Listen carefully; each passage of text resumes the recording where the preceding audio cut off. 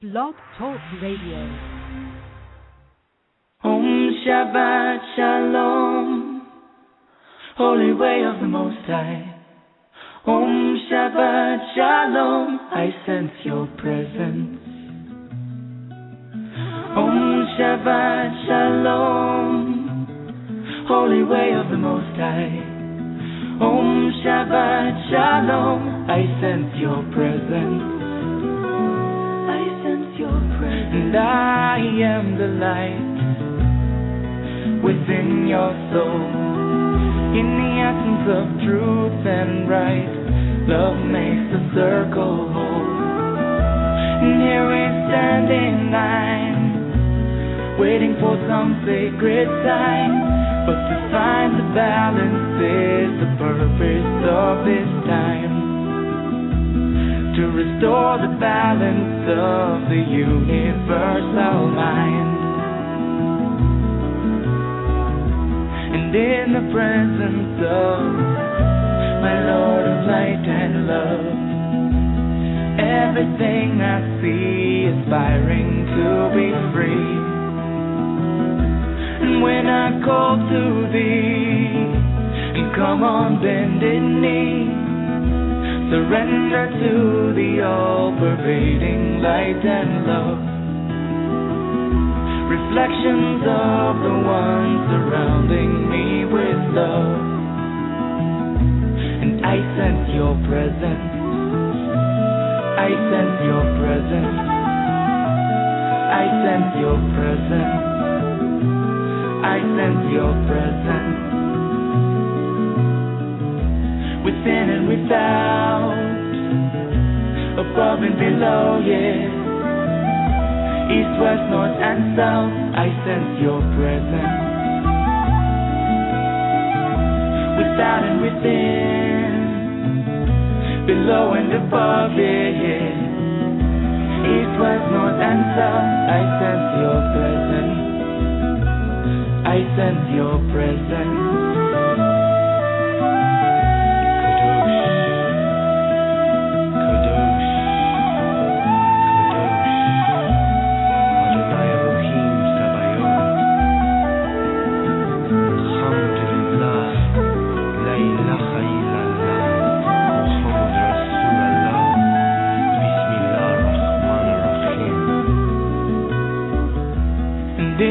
Presence of my Lord of light and love, everything I find in tune with the divine.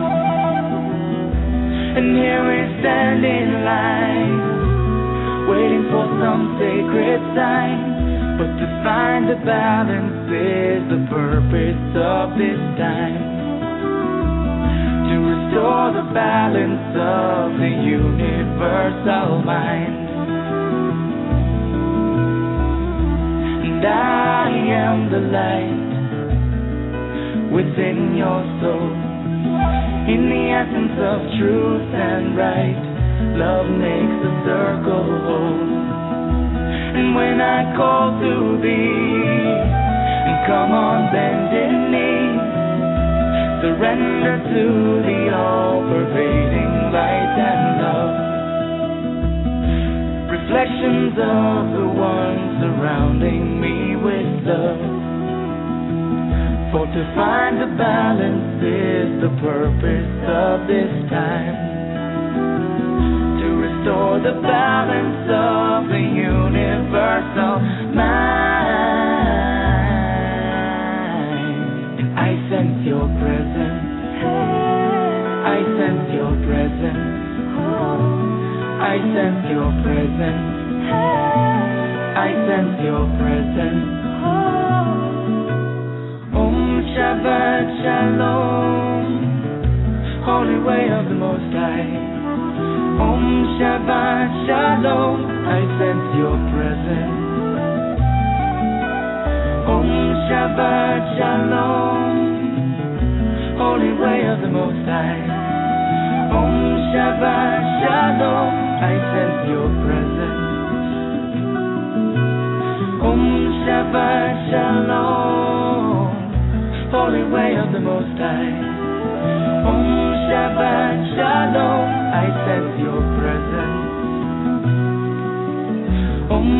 Shabbat Shalom, Holy Angel of the Most High. Om Shabbat Shalom, I sense your presence. I sense your presence. Thank you for joining me tonight on Activating Compassion in the Midnight Hour. My name is Jessie Ann Nichols George, and I am your hostess tonight. The music you heard at the beginning of the show is I Sense Your Presence. It's by Shemshai. I want to just extend a welcome, whether you are joining me here for the first time or whether you're returning to our show and you've listened to it before. Here at Activating Compassion in the Midnight Hour, I look at different ways that compassion exists in our lives, how to remove our blocks, resistances, frustrations, and more. Some weeks I'm discussing different topics about how compassion is in our life, how it affects our life, and the different areas of compassion. And some weeks I'm looking at doing more exercises and practical implementations.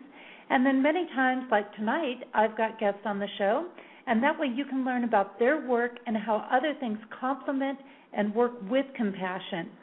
I also highlight different musical artists along the way, and I also have nights that will be call-in coaching nights, and these are nights where you can call in and share what is happening in your life, and I will work with you on the air to get through those things.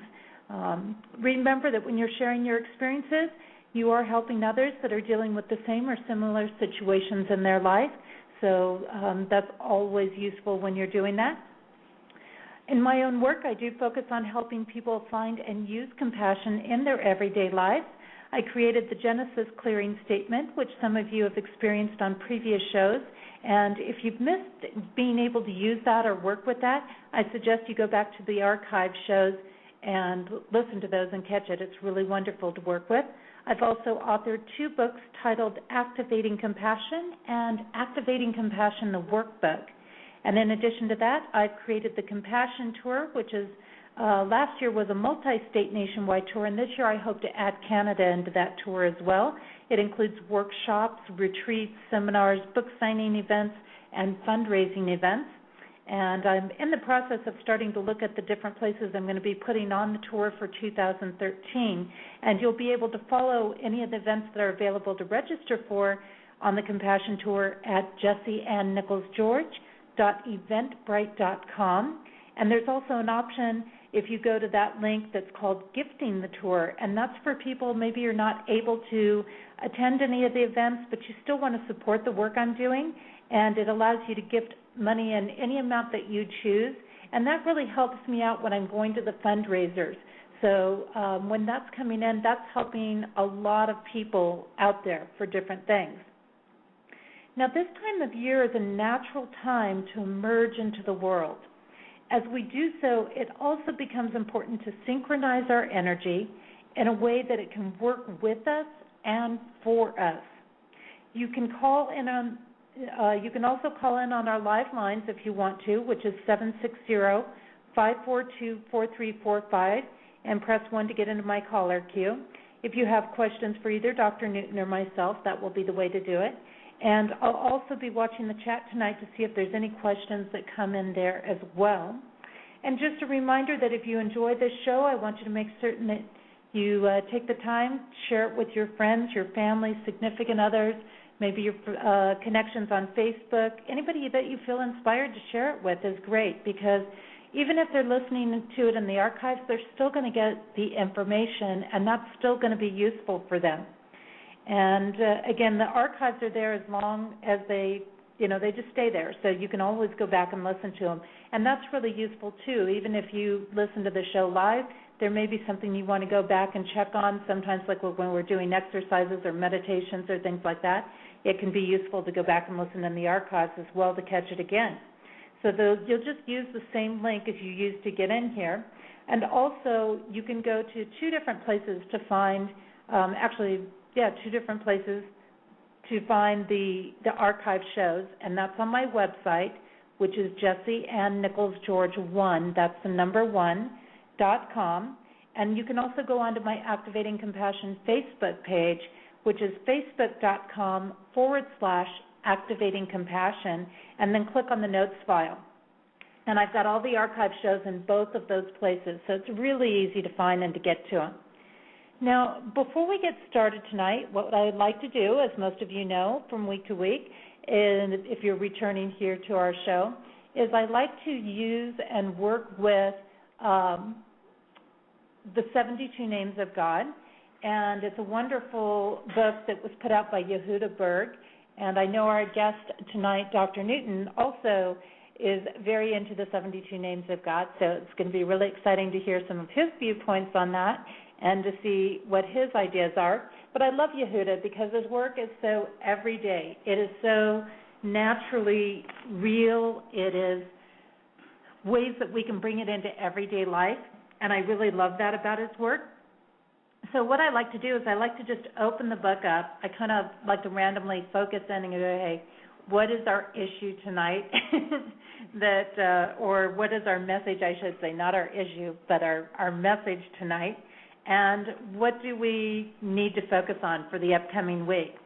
And as I do that, it always seems to be something really, really appropriate. So let's see what we have tonight. And tonight I've got Order from Chaos is the name of God. So Order from Chaos. And the little message that he has that goes with that is by James Payne, and it says, I had never had a piece of toast, particularly long and wide, but fell upon the sanded floor, and always on the buttered side. Now, as he goes on to provide insights about this name, Order from Chaos, anything that can go wrong will, which is Nichols' law of dynamic negatives. If there are two or more ways to do something, and one of those ways can result in a catastrophe, then someone will do it. And that is by Edward A. Murphy, Jr., Murphy's Law. Then he's also got, the chance of the bread falling with the butter side down is directly proportional to the cost of the carpet. Jennings' corollary to Murphy's Law of selective gravity. The other line always moves faster. That's Ettor's observation. There's never time to do it right, but always time to do it over, which is Meskimen's Law. Now, the numerical value of this particular name is 7, a highly significant number in Kabbalah. There are, say the Kabbalists, 10 dimensions that form reality. The highest of these 10 dimensions, called the upper 3, exist outside our physical reality. The lower 7, however, directly interact with our physical world. For this reason, the number 7 turns up in many places. 7 colors of the spectrum, 7 notes of the musical scale, 7 seas, 7 major continents, 7 days in a week, 7th day of rest. Things can go dreadfully wrong in the world and in our lives when these 7 dimensions are out of alignment. Now, the meditation that Yehuda provides with this message is harmony always underlies chaos. With this name, balance and serenity are restored. Among the 7 days of the week, order emerges from chaos. Not only will your toast not fall on the buttered side, it won't fall at all. And the pronunciation, bleh, I guess I need to get my tongue untied here tonight, but the pronunciation for this name of God is Hey Aleph Aleph. So Hey Aleph Aleph calls to bring order from chaos for us. So that's Yehuda's message for us tonight. Absolutely wonderful, and I think it's a great timing for that message to come up and a great night to have that come up. Now, as we move forward here into the evening, one of the things that we're looking at tonight is brain waves. And brain waves have gained more and more interest in recent years.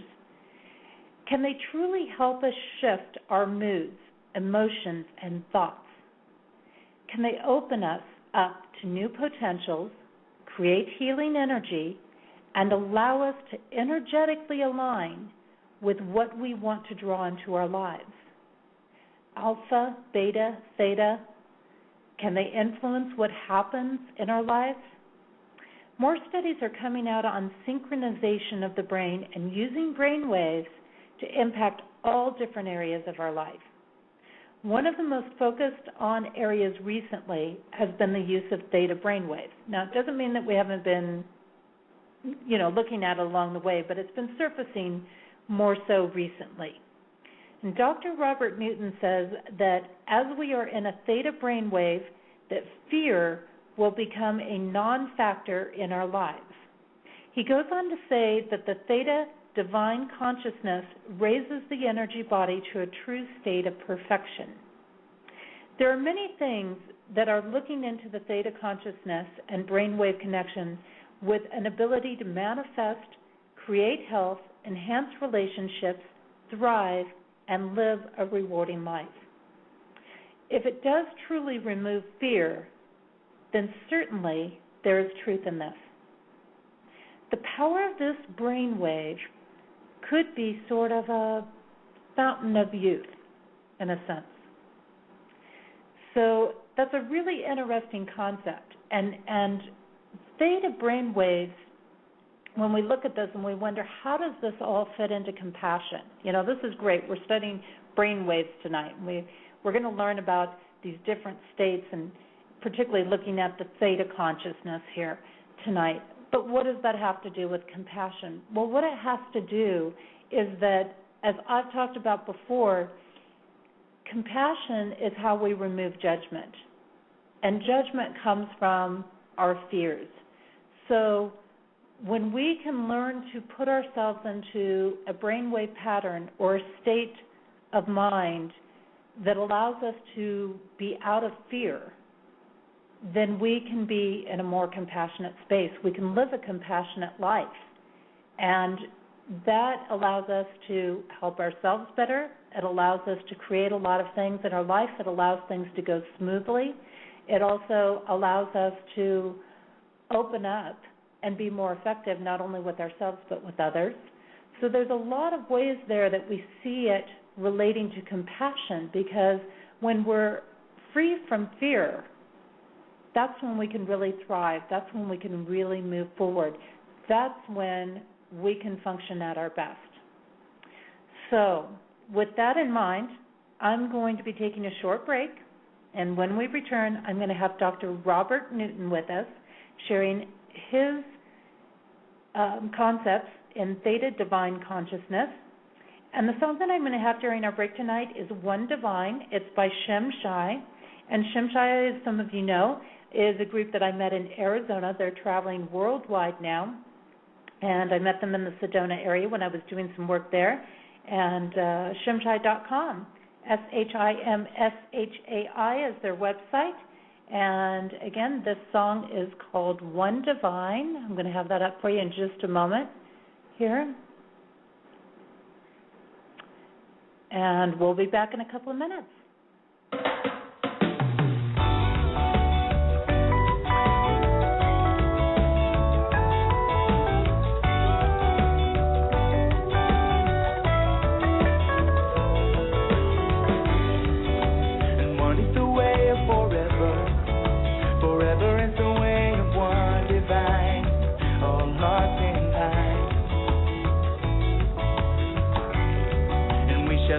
Walk with the angels, we shall soar above the clouds, from here to now. Gliding on the waves of this mystery, unfolding the lotus of our hearts set free, will always be. True spirit resides in the center of love is Yahweh. I am that I am. I is more than I could have said. So rise to your highest perfection. This reflection is the will of one divine, universal mind. And we shall sing in tune with the angels, abiding in eternal harmony. We'll always be. Running with the rhythm of this living stream, we're flowing the cycle of the endless dream of life revealing.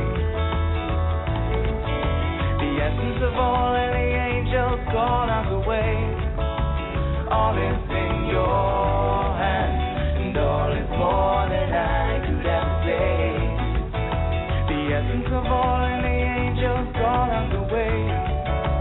All is in your hands. The dark is blinded by the light of day.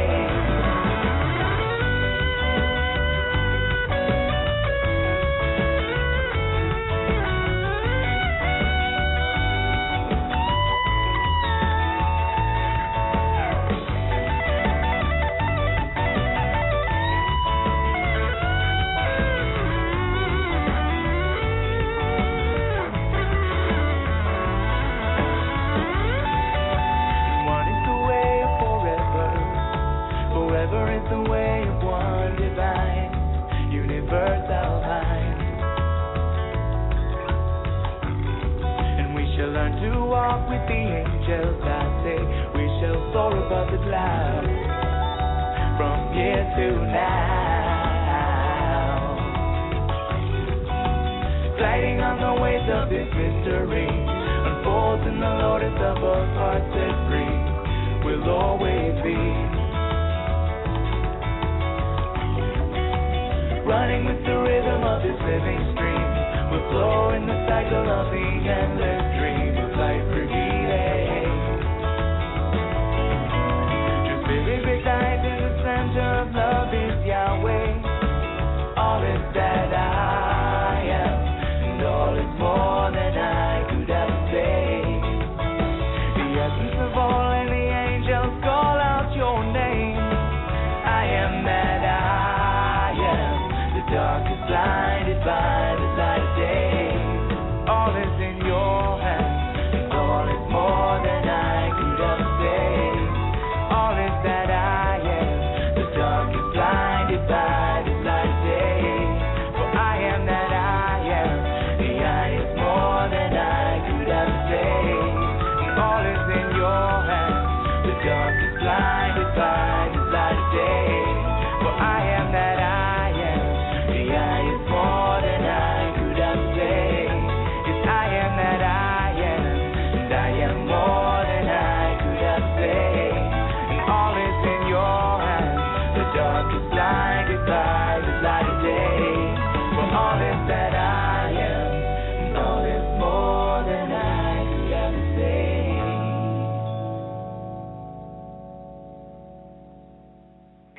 Welcome back. You are listening to Activating Compassion in the Midnight Hour. My name is Jessie Ann Nichols George, and I am your hostess this evening. You were just listening to One Divine by Shemshai. I want to welcome anybody who's just joining in with us right now. If you missed the first part of the show, feel free to go back, listen to that in the archives.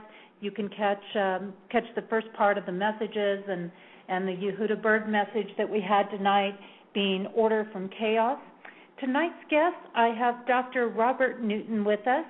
And Dr. Robert Newton, he is the author of Pathways to God, as well as A Map to Healing and Your Essential Divinity. Robert has a BA in Speech and English, Juris Doctorate. His certified channel of the Tibetan Foundation. He is a certified in Etheric healing, Reiki, sound signature healing, magnetic acupuncture, Theta healing, and light speed learning. He has a doctorate in naturopathic medicine. He has a third degree Asclepiad, and he may have to correct me if I mispronounce that, and has also been initiated into the highest levels of Kriya Kundalini yoga. So we're going to be looking tonight at how the theta brainwaves may be the fountain of youth, okay, how they affect us as far as our consciousness and as far as being able to use them for healing. Now, if you want to learn more about Dr. Newton, you can go to his website at www.drrobertnewton.com, and that is at the bottom of the show description as well. I'm going to put that into chat for those of you that are paying attention there. That's www.drrobertnewton.com. Okay, and I'm going to go ahead and bring him on the air here, get his mic opened up. That is my system wants to work compatibly with me here. Okay, great. And Robert, I've got you live on the air, and thank you so much for being with me on Activating Compassion in the Midnight Hour. Yes, well, all I can say is yikes, Mikes. But yeah, I'm very happy to be with you this evening, and I'm really ecstatic that you started out with one of the 72 names of God, because 2 weeks ago we were talking about this a lot of time when you had some on your program, when you had some open air space. Okay, so this is in the whole Torah and in the Bible. This really isn't in the Bible, but it's in the Torah. But in the whole of that book, this is the most valuable thing there, and you could take everything else and you could literally throw it away. At least I could. If you had this, you would have all the knowledge you would need, and you would have all the magical sounds that would allow you to do this. And before I get into these 72 names of God, which I want to go into, and then we'll jump into the Theta stuff, unless you direct me otherwise, I just want to say that this knowledge is truly liberating, and there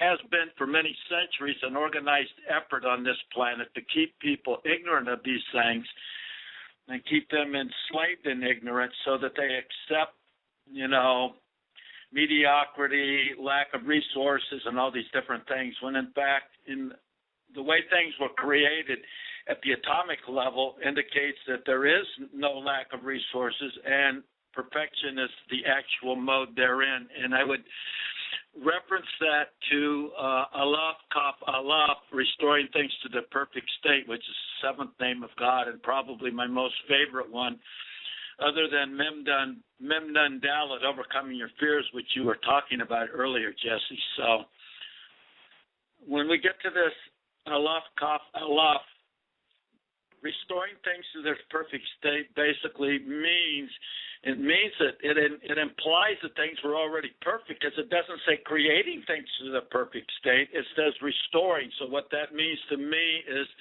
removing the veil.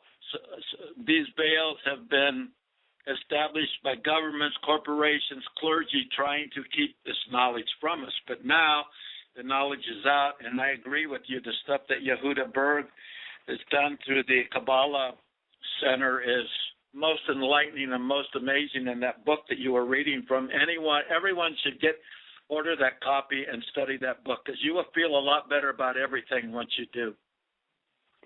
I found this book, ironically, in a thrift shop, and it was like brand new, and it was, ironically, in the Deseret Industries thrift shop, which is a Mormon-based run organization, and I came across it, and I was just like, I could not put it down, and I love this book because it's one of those lessons, one of those teachings that not only is it because it puts it in everyday terms as well, but you can just keep peeling back the layers and peeling them back, and you just keep getting a new layer of understanding, a new layer of lesson to it. And it's one of those books that no matter how much you've progressed, it will trigger a new insight or a new layer of insight for you. I agree completely. It's a jewel within a jewel within a jewel ad infinitum. It's much like whenever I open the Keys of Enoch by Dr. J.J. Hurtak. Whenever I do that, I just get these. I do like you do. I like to just open a book up, and it always opens up exactly where I need it. Even when I've been writing certain things, most of the information I get it directly channeled through. But every once in a while, I need physical corroboration, and I'll inevitably be led to either open the page up to the right page, or I'll even be told the page of the book to open that I need, so that I don't have to thumb through it. And this kind of has to do with being in the Theta realm that we're going to get into. I hope we get in really deeply to. But as per these 72 names of God, I can guarantee virtually anyone listening to the show, if you will study and just look and pronounce and see in your head when you're saying it, Mem Nun Daled. If you say that, eventually your fears will go away. I mean, I know it's worked for me. I know it's worked for students. I've given it to people in crisis situations. And they'll be calling me up spontaneously to say, Doc, I don't really want to bother you, but they say the most exciting thing happened. What you said about reciting that Mem Nun Daled, it really works. I go, yeah, duh, I know it works, or I wouldn't have wasted my time giving it to you. But the reason that it works is because Hebrew and Sanskrit, and we're going to hopefully get to play some Sanskrit mantras later tonight that I recently recorded. They're both sacred languages, and what that means is that the vibration from uttering the word, and which is basically a phenomenon of phonons, which are the parts of the atomic particle that allow the vibration to come into existence, make a physical change in the body, as do the Sanskrit words do the same thing. So, and in this process of making this physical change in the body, and very possibly likely within the brain, well, actually it is not only likely, it actually happens in the brain, because we can measure it with an EEG machine, electroencephalogram, and I've had my brain mapped with them before, and it definitely shows the level that you can get into. But I would also, before we go into and please remind me, I've got so many thoughts coming into my head. I have about 4 streams coming in at once right now, but remind me to talk about the 7.83 megahertz brainwave. But first, let me talk about the 72 names of God. So I studied these for about 2 years on the chart that you can get from the Kabbalah Center. Again, I recommend you do this immediately, if not sooner, because you will, if you have the discipline to look at this stuff every day, little by little, changes will start happening, and pretty soon you'll look back and you'll see, wow, I've really evolved. And why did I evolve? Well, it's because, among other things, I was studying these 72 names of God. So after studying them left to right, from top to bottom, for about 2 years, one day I had an epiphany. Well, the epiphany kind of came in stages, but I looked down on the next to last line of the 72 names of God, and I saw connecting to the light, which is Hey Resh Chet. And I go, my God, that light is connecting to Source, Creator, God. It can be no other thing, because this light proliferates all creation. This light is the property of the atoms and everything. And then all of a sudden my eyes go over to Ayin Resh Yad. Or no, Ayin Resh.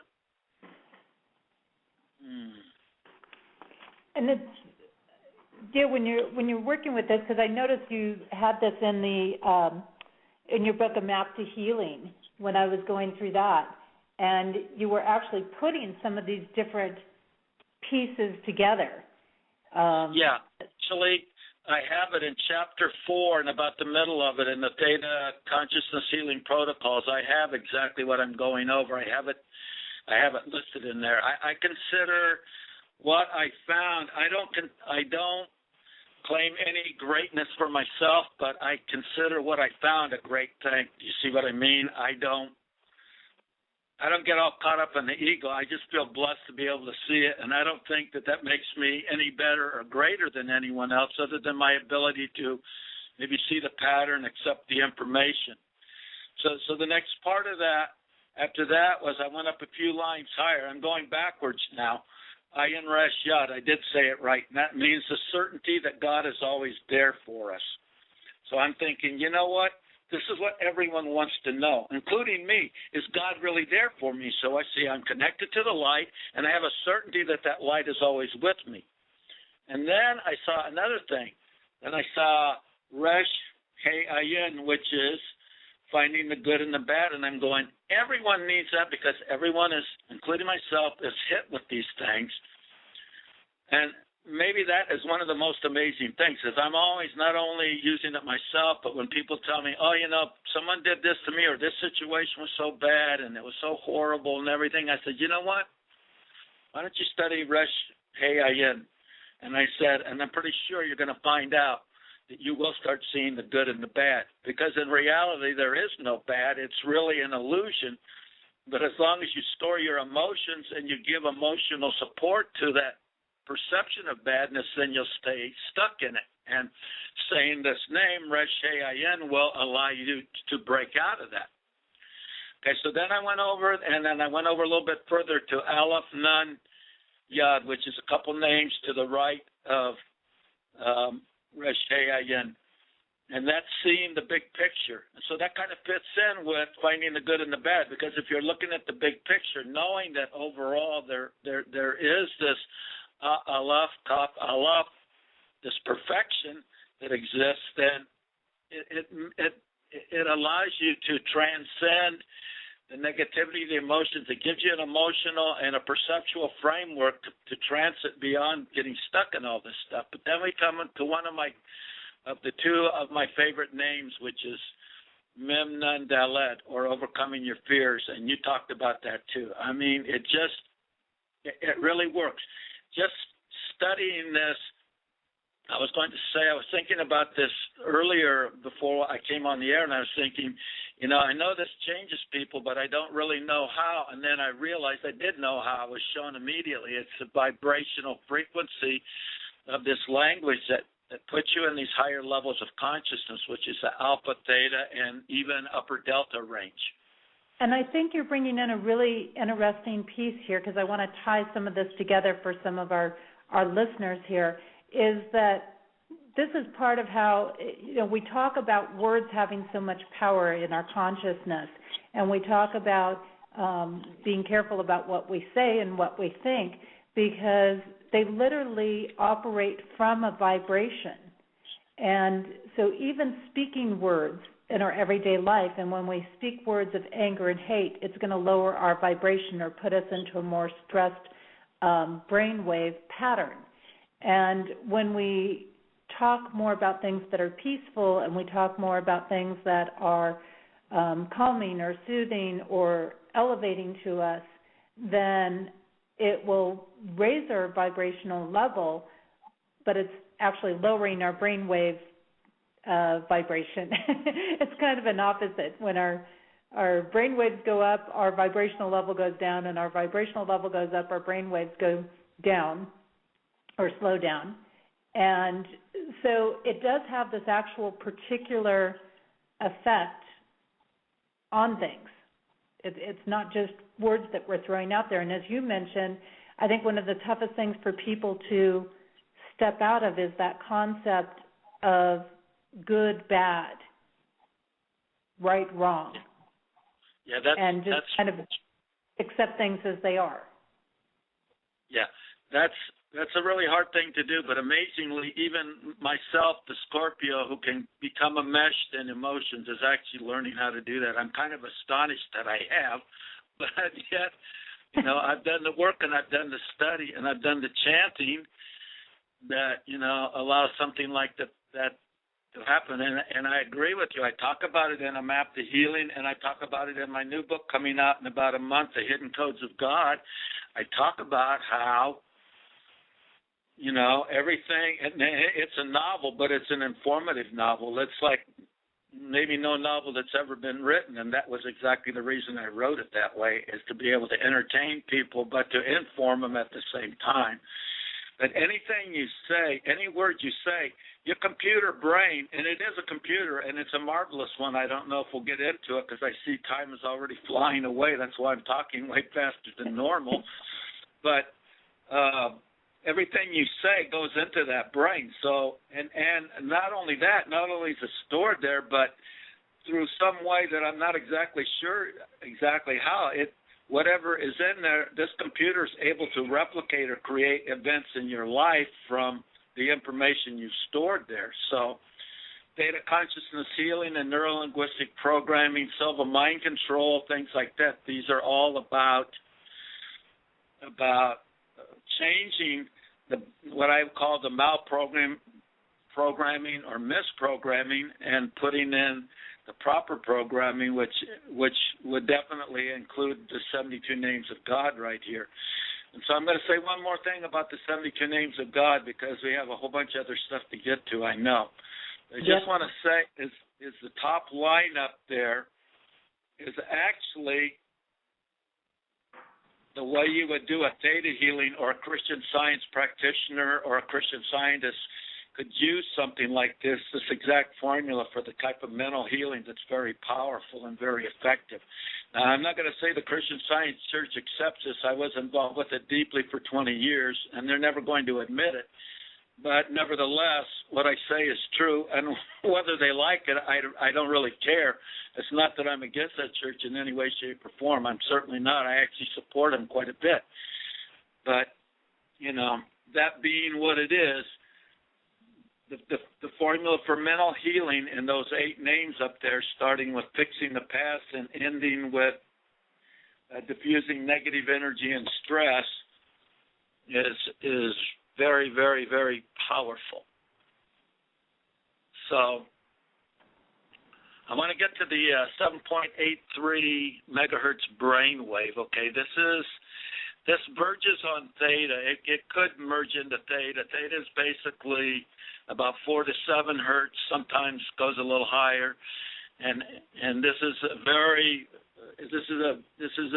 I call it a higher brainwave, but it's actually a lower brainwave. But it's it creates this higher level of consciousness.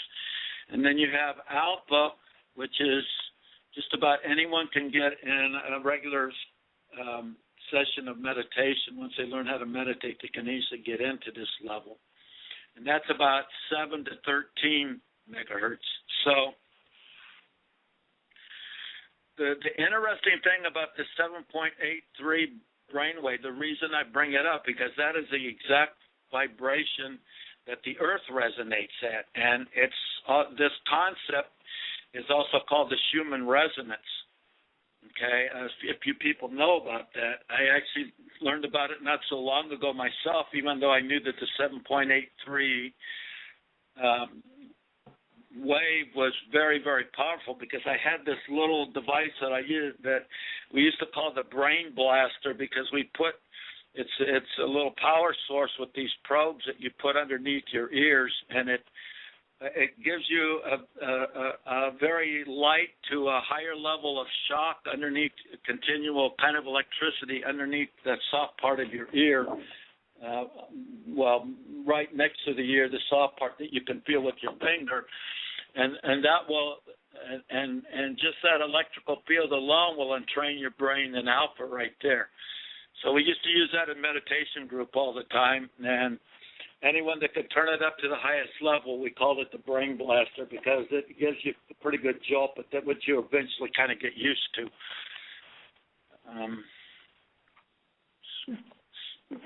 So is there one specific way then really to tap into that particular frequency? Well, there's multiple ways to do it, and the 3rd chapter of A Map to Healing, I list many, many, many, many ways to get into that level, which could be running, it could be surfing and riding big waves like I used to do. It could be snowboarding, skiing. It could be dancing. Dancing is really good. It could be chanting. But there's also certain meditation techniques that will take you a lot deeper than that. One being the Tai Chi standing meditation that in the 2nd hour I'm going to guide everyone into.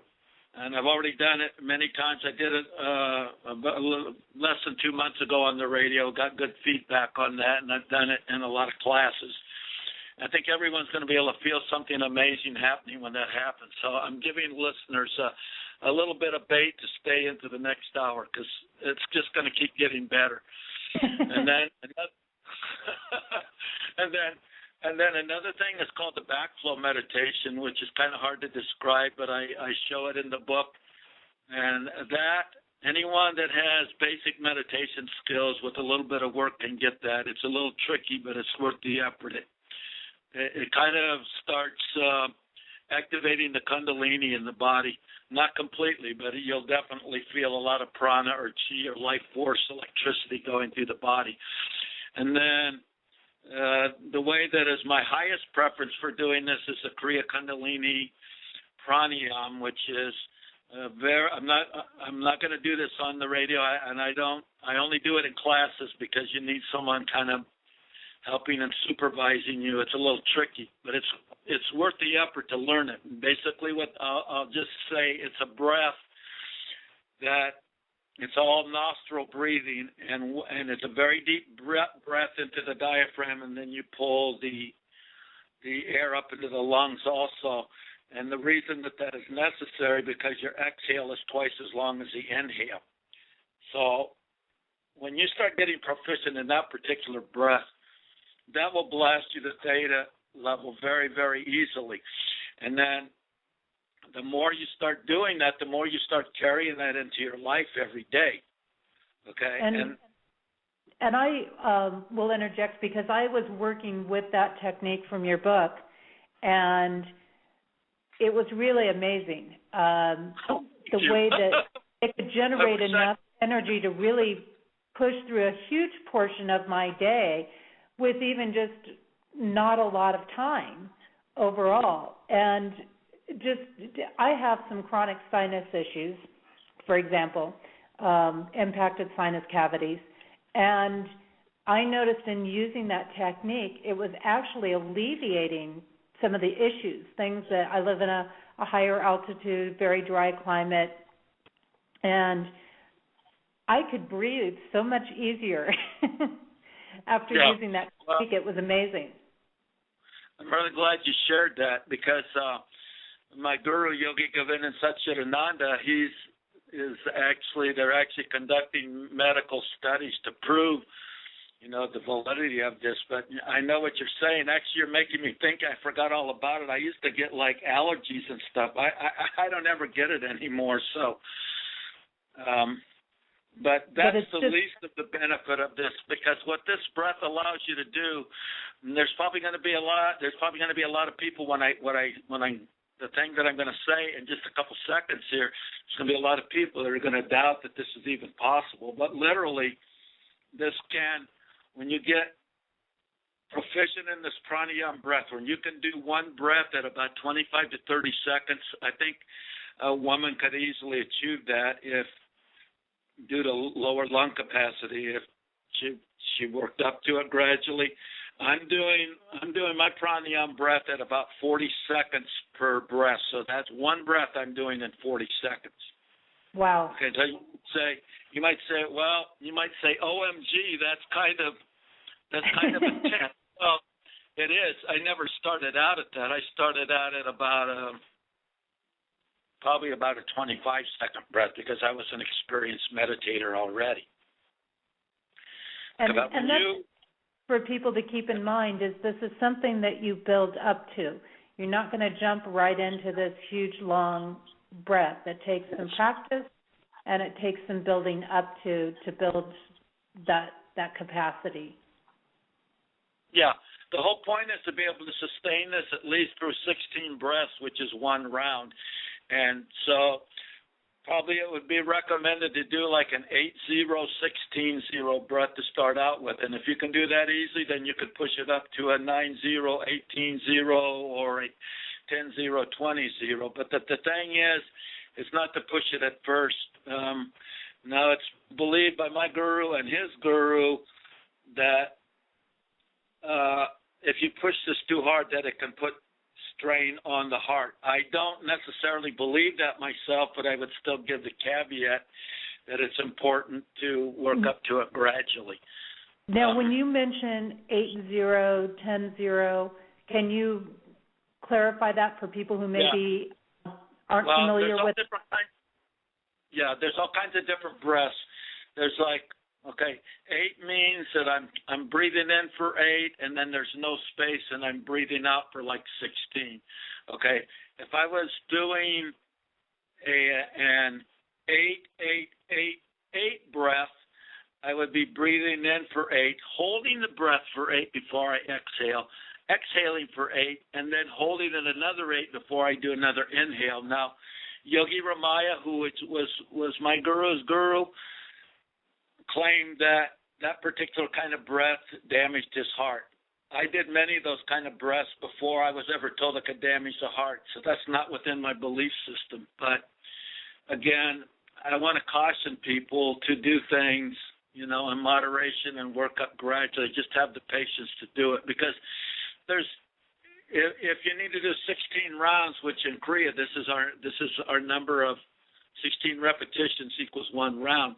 If you're not doing them equal, if they're all different cadence and everything, not only is it discombobulating your attention, because you start thinking about that, and you don't want to think about it. You want to be almost not thinking about it. You just you're not going to get into those good brain waves anyway, and that's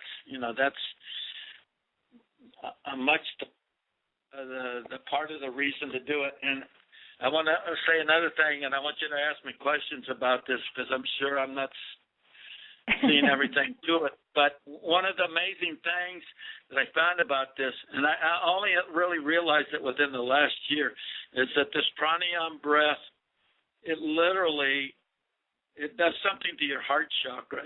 For men, this is like a blessing, because, we've been hardened by this, that, and the other, and we've been taught we have to be tough, and we have to, not show emotion and all this kind of stuff. But, by doing that, if we do that, we're literally shutting out the love forces that are contained in the prana that emanates from the sun, from the Milky Way galaxy, from the other galaxies, and eventually trace back to the Creator itself. Then you can't really experience that. So this is just like an ancillary benefit, but a very important benefit of doing it. And then the other thing which I started to say, when you get to this very long progression of breath with the pranayama, that it allows you to go into this state of samadhi, and you're literally entering the land of upper delta, or maybe not at first, but you'll get there pretty soon. So basically what happens in samadhi, as is hard for many people to believe until I actually show them that I can do it, is that the breathing ceases within the body, and has nothing to do with holding the breath. It somehow, some way this happens, and oftentimes the heart even stops beating. So I've been in this state for multiple hours at a time. I've seen pictures of a woman in India that did it for 3 days, and that's certainly within the doable. So within this level, the whole reason to get in this theta level is not to have theta brainwave in and of itself, but to be able to access a stronger connection to the Creator God, so that you can start accessing, like what I do, and I know you do it too, Jesse, of being able to access information from the ethers, which is called the Akashic Records in the Vedas, and is called celestial knowledge in the Yoga Sutras by Patanjali, who is venerated within our Kriya tradition. I would really recommend the Yoga Sutras for people that get involved in Kriya yoga, that they'll learn a lot from it. It's not a lot of words, but there's a lot of heavy concepts, and there's a lot of illumination in that book. So, and it is important to reinforce again that a lot of these things should be very gradually built up to, and you have to know your own body, know any conditions that you're dealing with, and that this is not something that you just jump right into,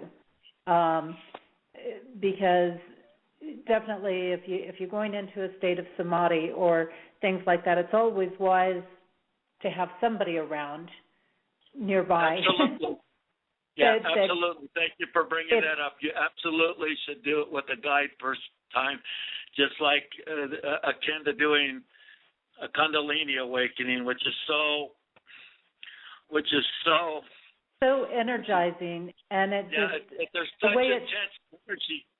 There's such intense energy coming in that it's completely disorienting. I can assure you, when the first Kundalini awakening came to me, I mean, it felt good, and yet it felt like I was burning up. But I was in a euphoric state of oneness with the Creator beyond a doubt. But I really was quite confused because I was in a whole several higher dimension that I would normally been in before.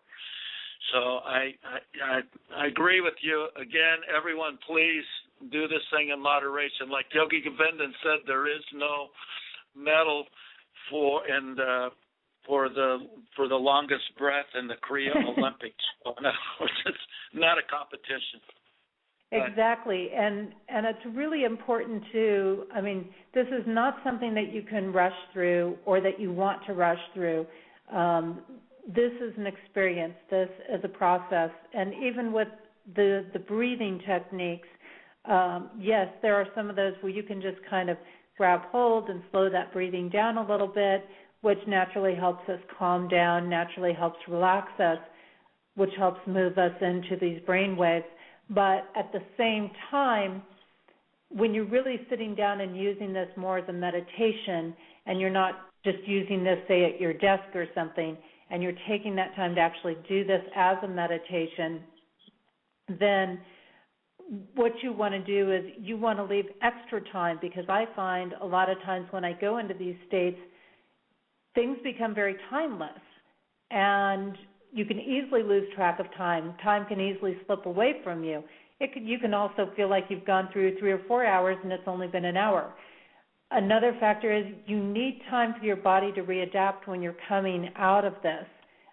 You don't want to get up and just start doing things right away. You want time to just be after you start to stop the breathing techniques and bring your breathing back up to a regular pace. And lots of water, because that's going to help ground you out and help stabilize your body back to this plane, so to say.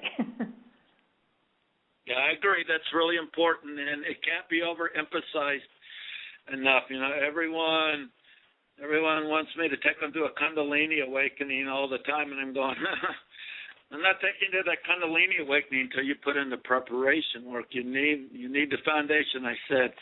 You need to be able to get used to these kind of things so that when it happens to you, you can enjoy it as opposed to going like, what the hell's going on here? So. Can you define maybe Kundalini awakening? Because this is very much one of those things that really drops us into that Theta wave pattern. And the Theta wave pattern, for those that just kind of jumped in late, is that brainwave state where we can program thoughts, concepts, beliefs. So if we want to change a belief, say we have a belief that nothing's working in my life, and I want to change that belief into everything is working in my life. Using the Theta brainwave is the area to do that, particularly if we can get specifically to that 7.83 megahertz that Dr. Newton was talking about. And it's also that area where our body can actually heal and reset itself on a lot of levels. So go ahead. As far as the Kundalini, tell us a little bit more, or maybe define that a little bit more for people that aren't as familiar with that. Okay, I will in a second, but I want to pick up where you talked about the Theta and the healing range, okay? So basically, as I've been able to ascertain, it seems like hypnosis basically works in the alpha range, okay? And, you know, you can get mixed results with it. You usually can get some results, maybe not complete results. Sometimes you do, because the person may be able to get you down, the hypnotherapist may be able to get you down below alpha. I mean, I know ones that can. But it's in the Theta range at this slower brainwave. I call it Theta divinity, Theta trance. I have so many synonyms, so many interchangeable ways. Super consciousness.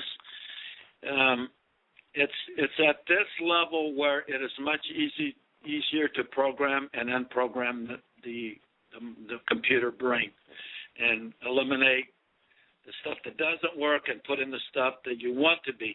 Now, there's also real easy techniques that you can use, not even going to this level.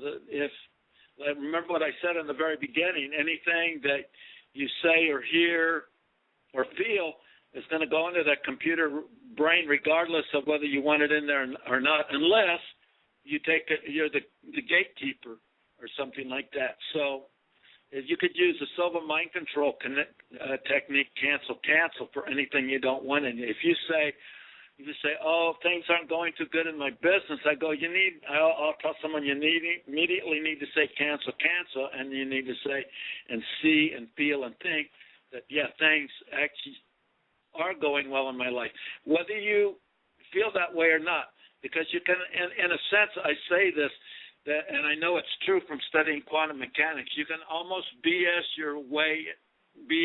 yourself into believing this if you do it enough, and by believing it, and then the stuff that you want starts manifesting.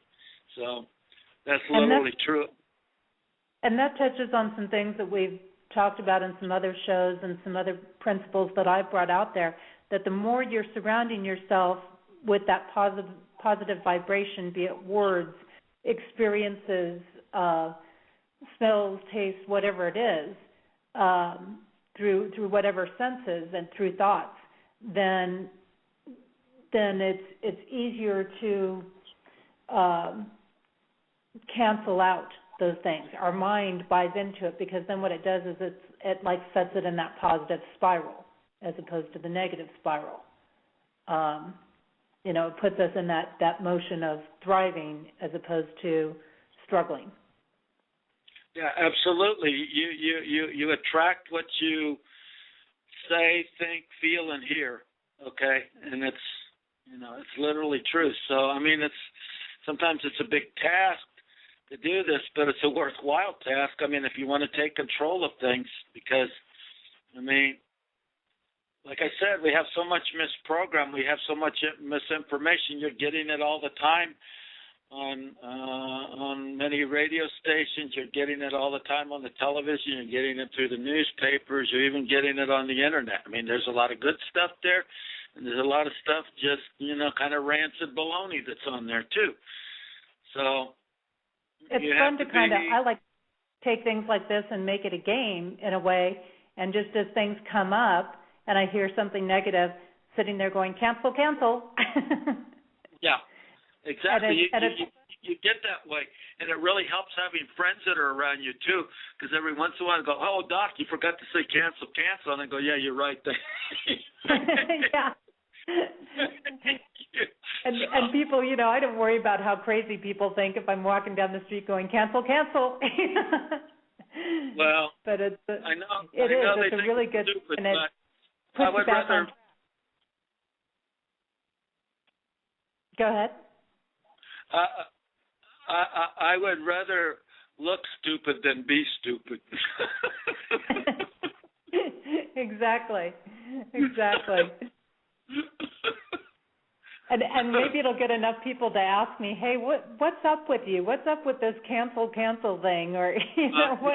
Yeah, I do get them doing that too. They go, what the hell are you saying? Cancel, and then I have to tell them, about, all of this stuff. Am I perfect on this? No, but I'm pretty damn good, and I think I annoy people from time to time, and then I just laugh and break the tension so that they don't have to take it like as a personal criticism. Because what was really important is what you said. I think we're going to be working together on this in some way, shape, or form. I don't exactly know how yet, but this whole concept of not having to judge whether it's good or bad, because I think there's an underlying good, and we may literally create that bad through our thoughts and stuff. So, but we weren't made that way. The first chapter of Genesis and the end chapters and the beginning of the second chapters basically shows a perfect creation and a perfect man. And then all of a sudden you get into the Garden of Eden, and man is going to seed and degenerating and everything.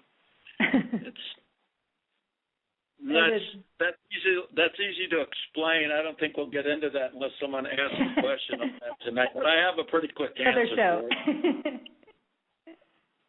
So are we about ready for a break or not? Yeah. Or where did you want to go? Did you want to go into the mantras? Yeah, I actually would like to do the mantras. Okay. These are two recordings. One is a Gayatri mantra, and the other is a Maha Mritranjaya. I can barely say it every time, even though it's my favorite mantra, Mritranjaya.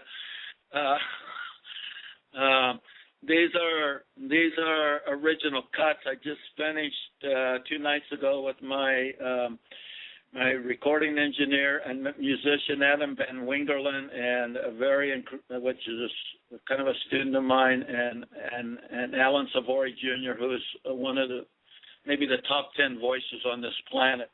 I was honored to have him not only come in and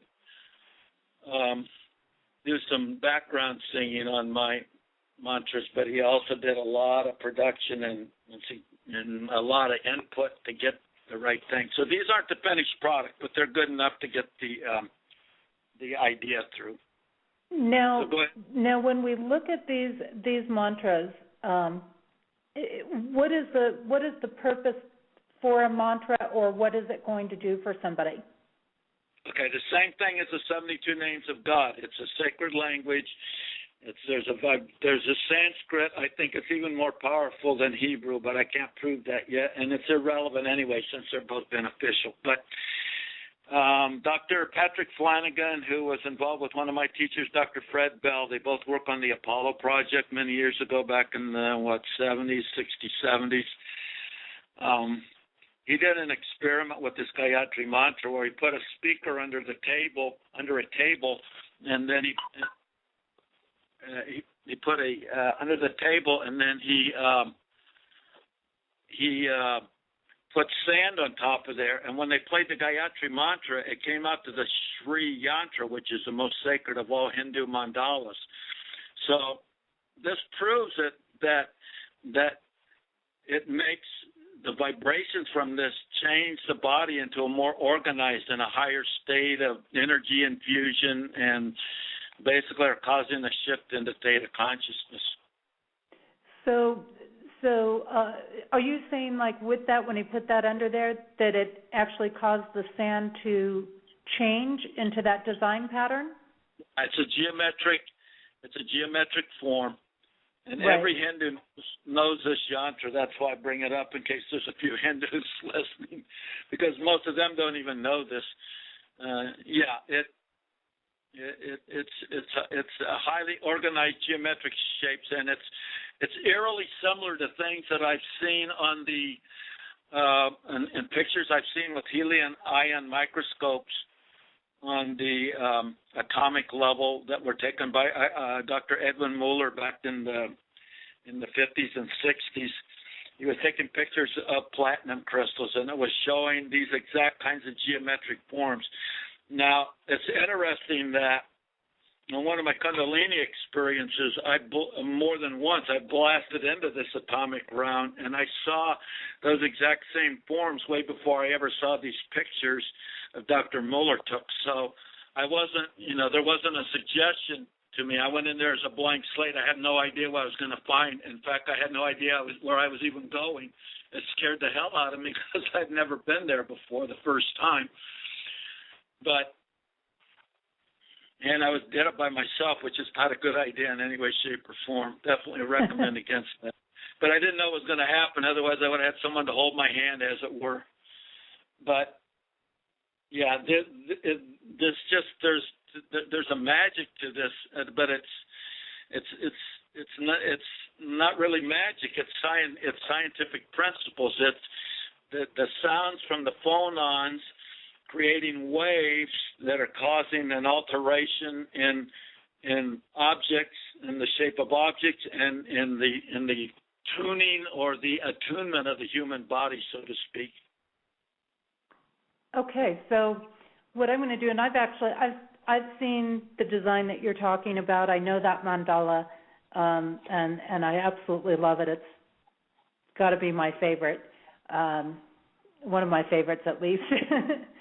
If not my favorite. But I'm going to go ahead and play the Gayatri mantra. And just play part of it. Play a few minutes, because it's like, I think it's 25 or 30 minutes long. Let's just play a little bit. The one I have is about a little over 8.5 minutes. But yeah, we'll play a little bit of this. Well, just play a few minutes of that too. Oh yeah, that's right. That's a short version. I forgot. I didn't even send you the long versions, but well, play however long you think you should play. Okay. Let me go ahead, and this is the Gayatri mantra. So for those of you that are listening, you might want to just kind of sit back, kind of let your breathing slow down a little bit, and just tune into it and enjoy it.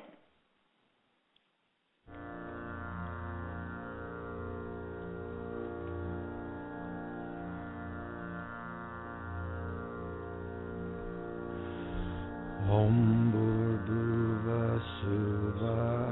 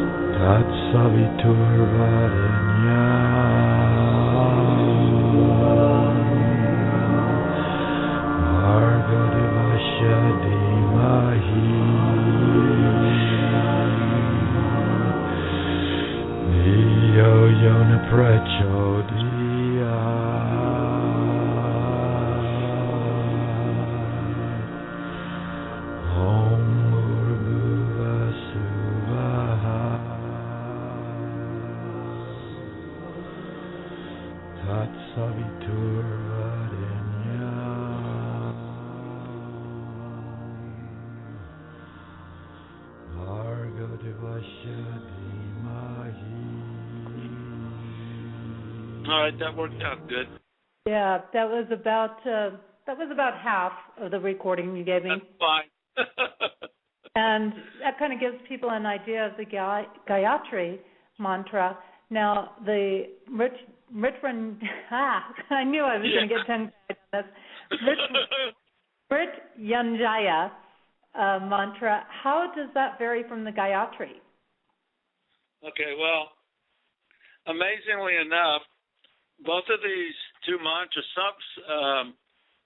Gayatri and Savitur, which is the name called out in the Gayatri, are mean the sun. Okay, and basically every culture except for, say, European cultures, but in the Native Americans and the Aboriginal, for the Greeks, for the Romans, for the Egyptians, for the Atlanteans, for the Lemurians, and for the Vedic Indian civilization, they've all venerated, the sun, and it's for a good reason, because without that prana coming from the sun, there is no life here. Okay, and this mantra is known by almost everyone in India. Well, it used to be. It seemed like they're losing their traditions. People there seem more interested in making a lot of money than learning the traditions. But it's basically, it creates a protective field around you, and it's also for healing. Okay, so, and anything that could create that Shri Yantra with just a speaker being understand, something magical or something amazing is going on, if not magical at least. And so the Mrityunjaya is also devoted and praising of the sun, and also elicits the same properties of healing, building energy, and protection. And in the case of my colicky son back in 1989, he was full of spitfire. He still is to this day, but he would get real colicky, and his mother could not calm him down when he got into that state. I would start repeating the Gayatri mantra. I start chanting it, and within 2 minutes, my son was completely calm again. So, and I've also used it on animals too. So the thing is that the language is just, extremely dense and enriched with all these kind of vibrations. I mean, to me, it's obvious that neither Hebrew nor Sanskrit came from this planet. And there's a couple other languages that I've been introduced to lately, like the one that they use in Macedonia. I'm not sure what it is, but I got this from my Facebook friend, Saran Kucic, who's an amazing friend to have, and all the cool things that he sends me all the time. And also the Serbian language. They have this kind of cuneiform that's very different from all the other languages right here. And I've even noticed that Russian seems to have a lot of those same characters too. But those kind of languages seem to be a lot more elevated to me than, say, the English alphabet or the Greek alphabet or the Arabic alphabet. And they just seem to have this, well, no, they don't seem to. They contain an elevated and an artistic style of expression and a corresponding vibration that's very beneficial to people that say it and that are exposed to it. And I think this is a great thing, just as far as, you talk about those portals, and when you're talking about the Shri mantra, it's very much like an opening and a connection that's like a direct portal right into that God or source energy in there. And the mantras are a very quick way to tap in and make that connection as well, because a lot of times, yes, we're connected and we can connect directly, but when we can take the time and maybe listen to this somewhere or take a few minutes even listening to a part of this, it's really a powerful way to just immediately shift. I mean, I know I can tune this in, and even for that 4-minute period of time, I can feel that vibrational shift in my body. And that's going to allow me to make that deeper level of connection consciously, and there, which I think is a very powerful thing to be doing with it, especially when we get so many distractions. And even though, yes, technically, because of being connected through that atom base within us, we're always connected, we have to consciously tune into it for it to work. Yeah, well, I had this landscape client a few years ago. It was for an Indian couple, actually, and they knew some of the mantras and stuff. And the woman would come out, and she would start nitpicking on everything, and she would drive all the contractors and subcontractors crazy on the job because she was just so aggressive and everything. And she would even brag to me how that she ate meat and she did mantras every day. She did prayers every day, and yet she was still all this chaotic. So when she would start coming toward me, I would just start doing this Gayatri mantra, and I saw her husband was out one day, and he didn't say anything, but I saw this big smile on his face, and he knew exactly what I was doing. As soon as I started doing this, she calmed down. So I'm going to give our listeners a chance to listen to a little piece of the Mrityunjaya and give them a chance to do that. And then I know you also have the Tai Chi standing meditation that I want to give you time to get to. And even though it seems like we have a lot of time, that time's going to go very quickly. So yeah, it does. Let's get a little piece of this Mrityunjaya so that they can experience that. And then after that, I'll have you talk about the Tai Chi standing meditation and go through that with us. All right, that's good.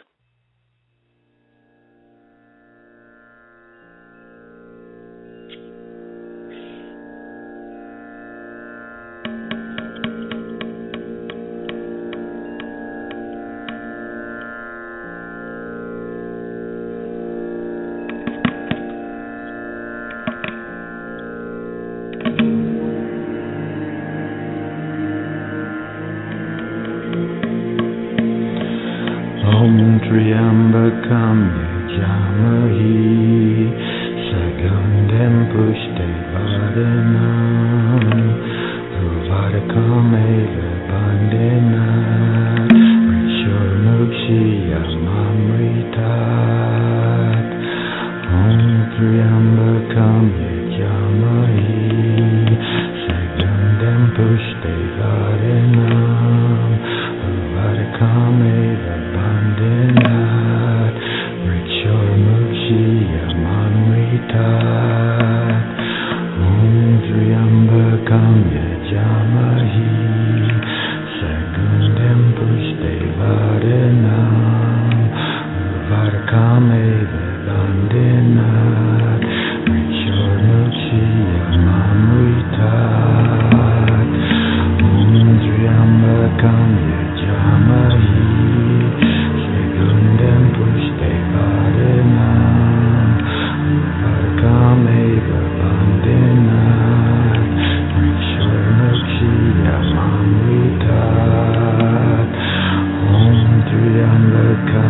Triambakam Yajamahi, Sagundam Pushte Vadanam, Uvadakam Eva Bandenat, Richormukshi Yamamritat, Om Triambakam Yajamahi, Sagundam Pushte Vadanam, Uvadakam Eva Bandenat, Richormukshi Yamamritat, Om Triambakam Yajamahi, Sagundam Pushte Vadanam, Uvadakam Eva Bandenat, Richormukshi Yamamritat.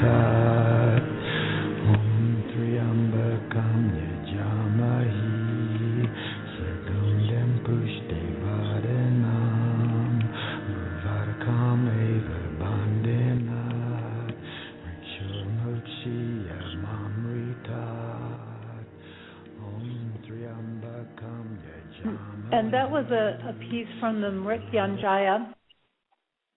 You did that really well. Oh, thank you. I'm getting there. If I keep saying it enough times, I'm going to get it. And one of the things that I want to mention in regards to the mantras is that it really comes down to learning the right cadence for the mantra. Isn't that correct? Like you kind of, there's like almost like a beat or a rhythm that needs to be going with those words for it to actually flow and create the effect of the mantra. Well, yeah, the Indian people believe that a lot. I got criticized a lot for saying it fast because I normally did.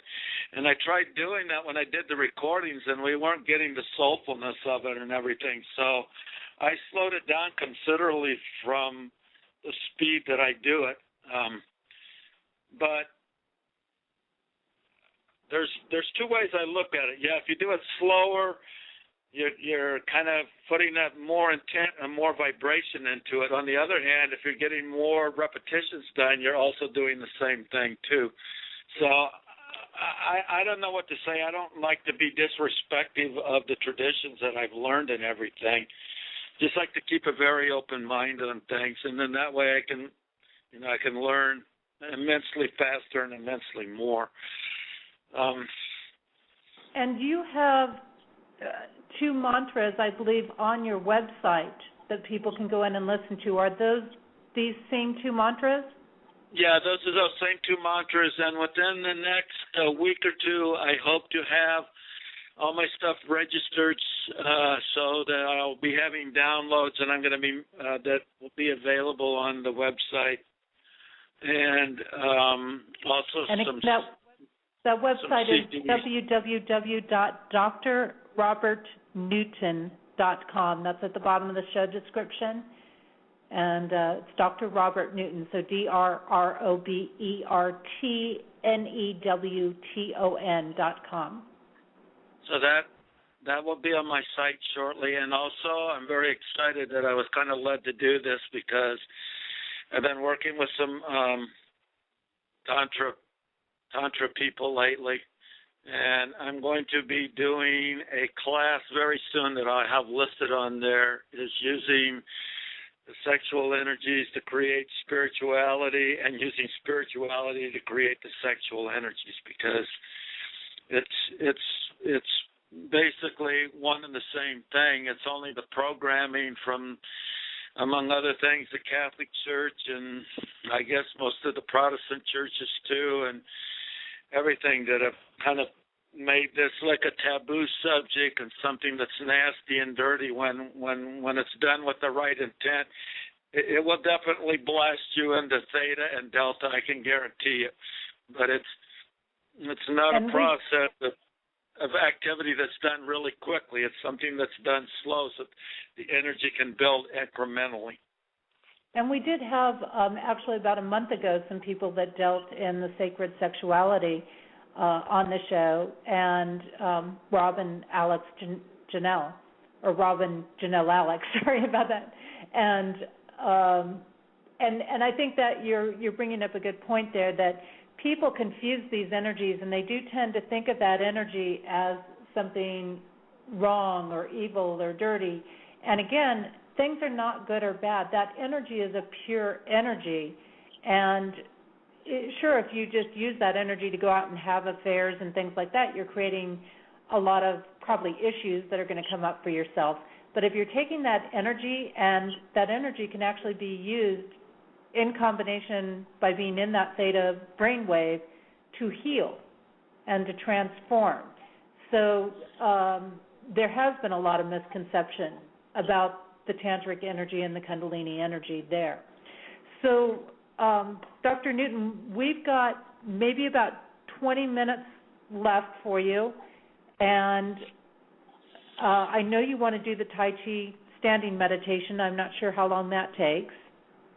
It's probably going to take us about 7 to 10 minutes, something like that. I just want to say a couple things, because I meant to say this when you talked about when you're getting into these deep meditations where time seems to stop, That's exactly true, and it's the same thing in these deep tantric experiences. The same thing occurs, and not only does time start to stop, but you're going into other dimensions. The objects will actually, that are supposedly solid, will start kind of having wavering in them. They won't seem so solid anymore. So,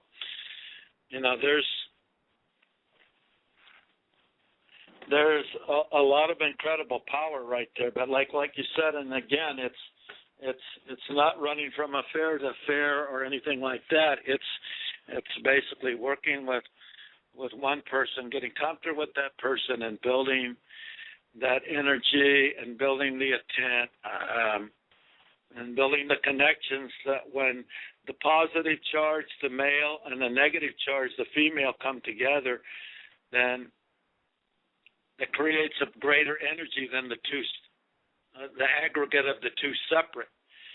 Mm-hmm. And I have to add is doing the Tai Chi standing meditation and the backflow meditation and the Kriya Kundalini pranayama. Those are vastly aid the whole process. So the more infused or contained you are with this prana, chi, life force, God force, whatever you want to call it, but it's basically electromagnetic energy at its essence, which we know scientifically, then the better the whole tantric experience becomes, because the more the energy can be exchanged back and forth, actually circulated. The idea is to create a vortex. And this is one of the things I really love about your work, and especially you brought this up in your books, and that is that you really make that connection between science and beliefs. They're not really separate. They really validate each other. They work together. That's what I like about my work too, because I knew there was a crying need for this. I mean, and I can say, trust me, I'm a doctor, and I always tell my students, if anyone tells you that, including me, run like hell, because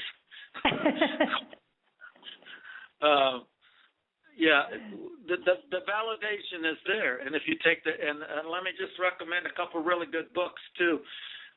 William Henry's book, The Secrets of Sion, and I think he wrote a book about the Holy Grail recently. But I talked to William Henry at the Conscious Life Expo, and we got, he could see that I knew what I was talking about, and I knew what he was talking about. You mentioned portals just a little bit earlier, and he talks about these portals that Jesus came from a whole other star system that he transported back and forth, and probably will be using this to come back again. Not only Jesus, but a bunch of other enlightened beings that came with him. And then there's also Dr. Lothar Schaefer's book, who I met at the Science and Non-Duality Conference where I spoke, and his is in Search of the Divine Reality, and it's all about the quantum field, quantum mechanics in the quantum field, and all the space that exists within that field for us. When he explained this to me, it made so much sense. He says there's all this open space in the quantum field just waiting for someone to come along and create something in it.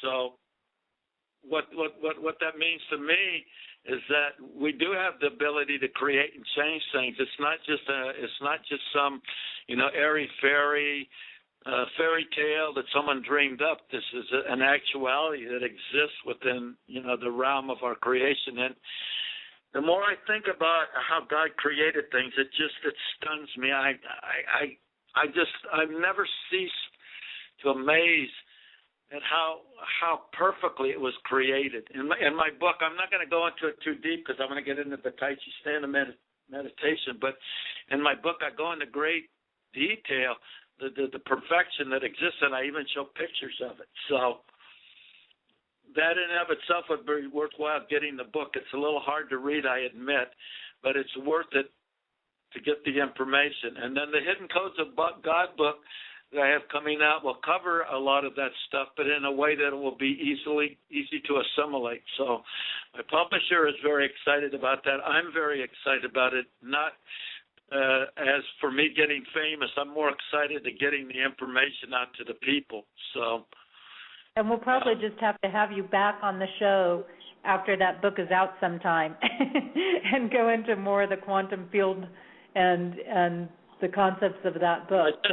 Just the beauty of this book was here was a problem. My wonderful supporting publicist, the Persian princess Layli Nowruz, she kept telling me, she said, "Doc, the book is so hard to understand." She said, you should summarize it. And I said, duh, there's a summary at the end of each chapter. That's exactly why I put those summaries in there.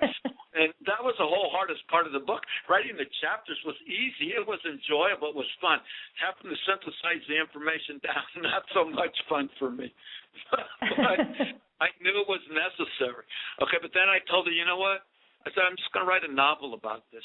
Okay, and so I did that, and I'm probably going to finish tonight my fourth novel, which is basically about using nature and natural law and the concepts of zeitgeist as a template for creating the new society we're going to have. And I go way back into the ancient civilizations. The amount of information I was able to get on this astonished me, because I'm literally learning as I'm myself, the author, I'm learning as I'm bringing the information through. But this is what the Theta connection allows you to do. It's a joyful state to be in. So now we're going to take everyone to the Theta connection. Everyone that's listening, we're going to do the Tai Chi standing meditation. So it's time to stand up, and then with your feet about shoulder width apart, and bend your knees, because the whole way that the prana flows better through the body is in a state of relaxation. So if your knees, your shoulders, and everything are locked into place, you're going to get less flow. And in a few minutes, you're going to see exactly what I'm talking about. Experiencing is believing. And so then also slope your shoulders forward. Have your hands hanging loosely down at your side, slightly up. Just let go of all the amount of tension that you can.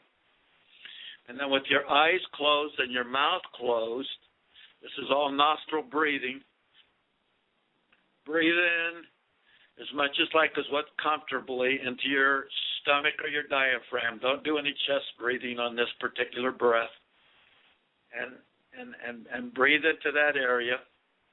And just allow a natural rhythm of, 8, 10, or 12, however many counts you can do, or 6 if that's all you can do, and then do a corresponding outflow of the breath. Count the breath as you're doing it so that you know that you're getting it doing, that you just, not out loud, but in your head. And if you can't do that, you can use your fingers, your thumb on the digits of your hand. You can count that way too. Okay, so now as you're doing this, see a stream of golden or white light coming down through the top of your head or through the crown chakra, which is at the top of the head, and see that flowing down your spine and coming down just below your navel at what's called the dantian, where there's a chakra, and allow the light to accumulate into that area as a ball. Each breath you breathe in, take that energy and see that ball of light that you're creating down that, see that getting a little bit bigger each time.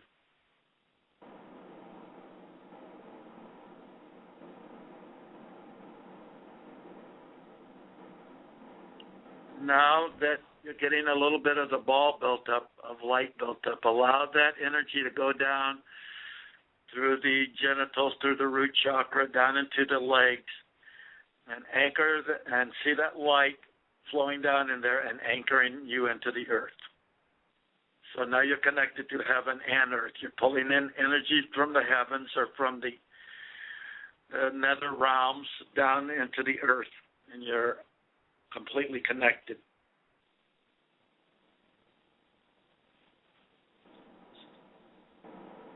So continue to do this breath. Continue to bring the light down. Continue to allow the ball of light to build.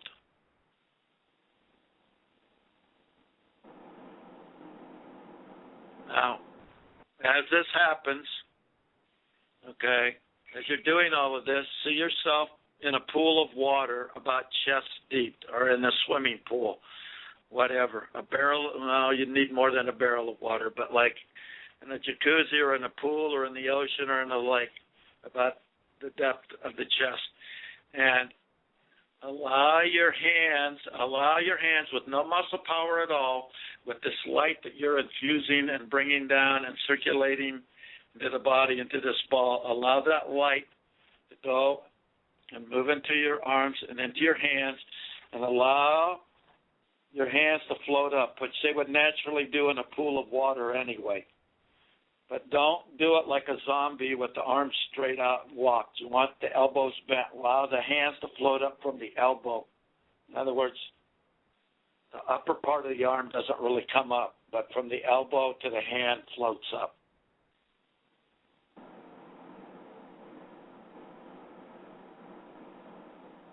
Just allow that process to happen. It's relaxed. Don't use muscle power. Just feel that the arm's floating up in the water, which always would naturally happen without any force. And then take both of the hands. The hands are at about breast height, chest height, and the hands are a little more than shoulder width apart. Turn the hands so that they face each other. So you're turning them from the floated up position with the hand turned down, and then you turn it 90 degrees in opposition, so both hands both palms are facing each other. And then see a positive charge in one hand and a negative charge in the other hand. This is the electromagnetic force of attraction. This one, with no muscle power, just allow the hands to be pulled in by themselves. And then when the hands get very close together, do a negative or a positive charge so that the hands can be pushed out again. And then repeat the process. Plus, negative, plus, minus. Allow the hands to come together. And then when they get close together, allow them to come apart. Now, right now, you should probably start feeling a tingling not only in your hands. You might feel warmth in your head. You might feel tingling in the crown of the medulla oblongata, which is right behind at the back of the skull. And also, as you're having these hands come in, being attracted and then repulsed, you should start feeling actually a ball of energy developing in your hands, and you might start feeling a tingling, or you don't feel a heat tingling, you probably feel a heat or some type of sensation. But now that the more that you bring these hands like this and pull them in and out like this, the more the energy you'll build, and literally you will actually be able to virtually almost everyone can actually feel that energy within a couple minutes building inside of there. Well, this is done all without muscle power. This is just allowing the prana, the force of the prana, to do everything. When the force of the prana is the force of electromagnetism or electricity.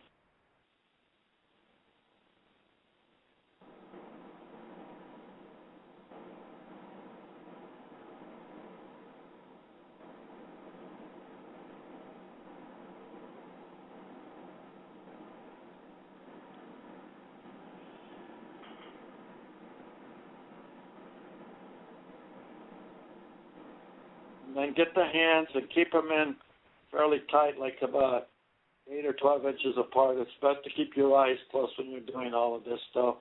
And then just push them in and out, back and forth, real quickly, and you'll be able to feel that energy, that ball of energy, or that prana, that ball of prana, or that sphere of prana, or that vortex of prana that you've attracted and created.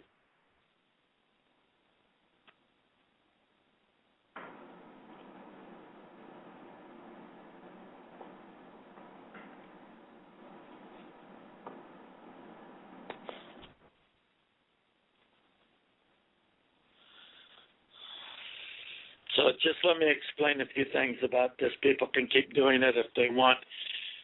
Most of my students get very addicted to this because this is a very easy way to get into the lower realms of alpha, about 7 or 7.83, and with a little practice, you will be getting into the theta level. Now, the thing about this theta level is that all of your psychic abilities become very honed and very acute and very developed. You'll be able to start reading people's thoughts. You'll start doing telepathy. You will start knowing things about people without being told. You will know whether someone is telling you the truth or not telling you the truth. And your creativity is going to go off the chart. If you're an artist, your creativity level is going to go more. If you're a writer, your writing ability is going to go off the charts. If you're a musician, you'll be writing songs. You'll be singing things in ways creatively that people haven't done before. So I would hope that I've motivated. Go ahead. I just hope that I've motivated people to really do this. This is all explained in Chapter 3, the Tai Chi Standing Meditation with Diagrams, Chapter 3 of A Map to Healing, and also in Pathways to God. So. And this just does really open up that channel and that portal for us with everything. And I do encourage people, again, to go back, listen to this in the archives where you can have these exercises to do. They're right here. Again, on Dr. Newton's site, his website, drrobertnewton.com. You'll find the mantras for the Gayatri and the Mrityunjaya, and all of those things there. He shared a wealth of information with us tonight, and I hope you've gotten as much of this out of this show tonight as I've received tonight from him. Definitely shows us that the power that lies in the theta brainwave state is amazing. It's easily accessible to us.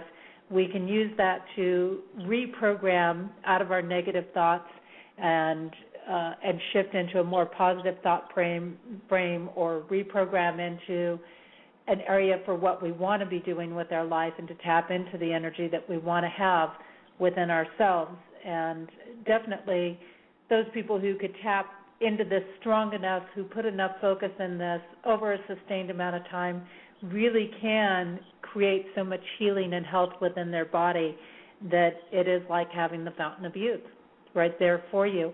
And Dr. Newton, I want to thank you so much for being here tonight, for sharing so much, for giving us so much. It's been a pleasure, and definitely I want to look at having you back after the Hidden Codes of God is out and getting you back on a later show again. Yeah, I just want to tell people that you can reach me on LinkedIn at Dr. Robert Newton and on Facebook, Robert Newton 3 in Santa Ana. So it's been enjoyable. Unlike a lot of authors, I'll share as much as I can, but you'll learn a lot from the books beyond what I could explain. And really, Jesse and I also met on LinkedIn, so it's a good place to network. It's a great place to network, absolutely. Way better than Facebook, actually, but. Well, we're down to wrapping up our show because we have just a few minutes left here tonight. Again, I really want to thank you for being here and for sharing your time and giving your time with us, and it's been an amazing experience here tonight. Just for our listeners, again, upcoming things such as tour specials that I have going on, show archives, YouTube tips. I do have a couple of YouTube tips.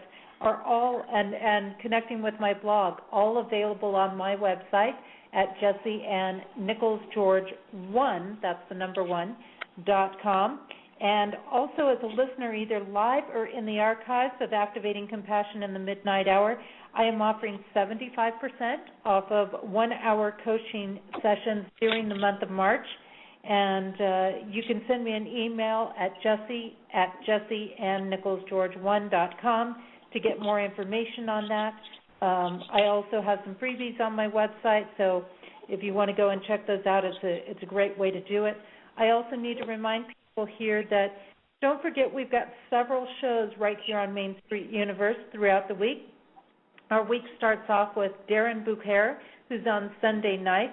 Spiritual Insights is what he's doing. He brings a little concept to his show, and then he provides psychic readings after that. We have Kevin Baird on Monday nights doing his Walking on the Sidewalk Horizon Oracle Journey deck, and that is a really unusual, unique deck where he works with people on the air doing readings, and that is actually a deck that Kevin created himself. So it's really a fun little deck to work with, very pictorial, and on his website he's got that deck so you can always follow along when he's doing the readings on the show. On Tuesday nights we have Mary Phelan on, and Mary is working with different people. Sometimes she's got some guests, sometimes she's touching on some concepts, and also sometimes doing some readings. So she's got a lot going on with her show. Our flagship show with Daniel and Janice is on Wednesday nights, and that's really fun. They're always delving into some different conversation topic, social topic that's going on. They've had a lot of different guests. They've had some different guests on. The Grimaces were on not that long ago. They recently were covering some charitable organizations, which they do periodically. So they're kind of fun to tune into as well. And then also every now and then we just throw a sporadic show on. And then, of course, there's my show, Activating Compassion in the Midnight Hour, on Friday nights for those of you that are up late. And I absolutely love hearing you, having you on here on the show. And if there's any part of the show that you did miss tonight, please go back and listen to that in the archives, because we had so many different, incredible, wonderful things that we covered tonight, thanks to Dr. Robert Newton coming in and sharing all of his expertise and his mantras and everything else with us, the standing Tai Chi meditation. But we're ready to kind of close out for this evening, and I want to thank everybody for being here tonight. My name is Jessie Ann Nichols George.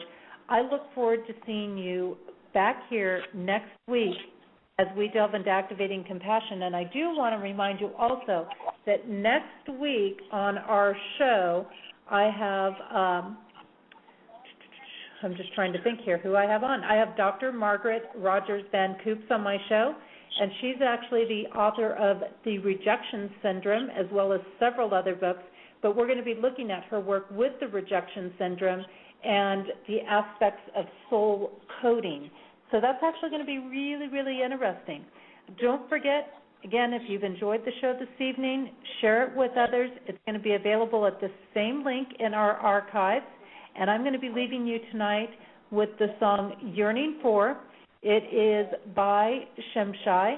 And I just want to say thank you so much for being here. I look forward to seeing you again next week right here on Activating Compassion in the Midnight Hour. May you enjoy the rest of your weekend and have an amazing week. Thank you.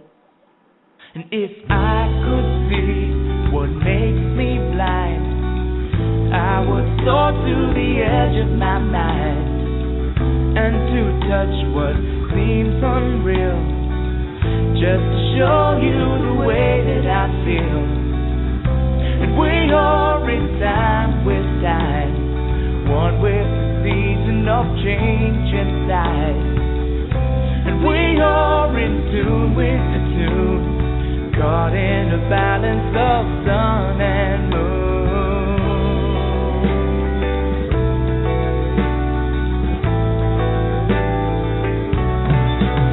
Oh, deep inside, the light within, shining to show you it's here to begin. When all I have is all I need, I will soar to the edge of eternity.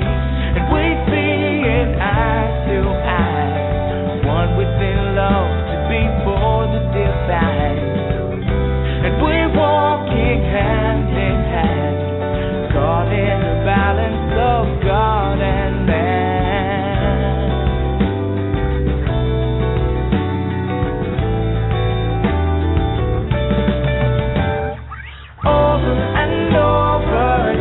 Your lover, learning to walk just a little bit slower, whispering,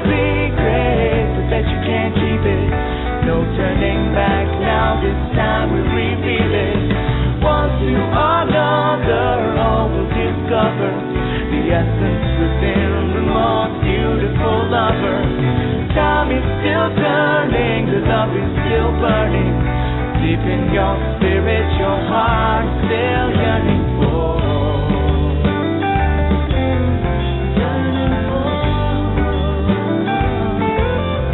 Yearning for.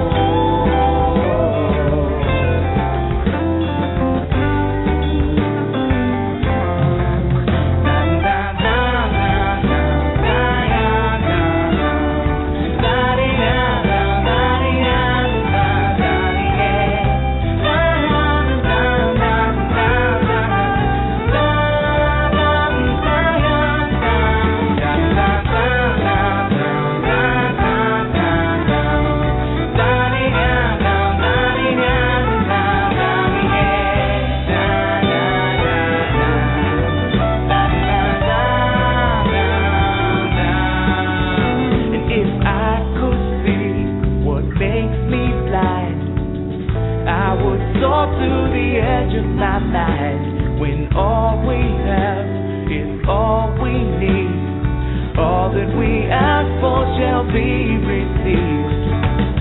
And we see in eye to eye, one within love before the divine. And we're walking hand in hand, caught in the balance of God and man. And we are in time with time, one with the season of change inside. And we are in tune with the tune of life in the circle and love in bloom. Over and over, life is your lover, learning to walk just a little bit slower, whispering secrets, I bet you can't keep it. No turning back now, this time we reveal it. One to another, all will discover the essence within the most beautiful lover. Time is still turning, the love is still burning. Deep in your spirit, your heart is still yearning for. Over and over, life is your lover, learning to walk just a little bit slower, whispering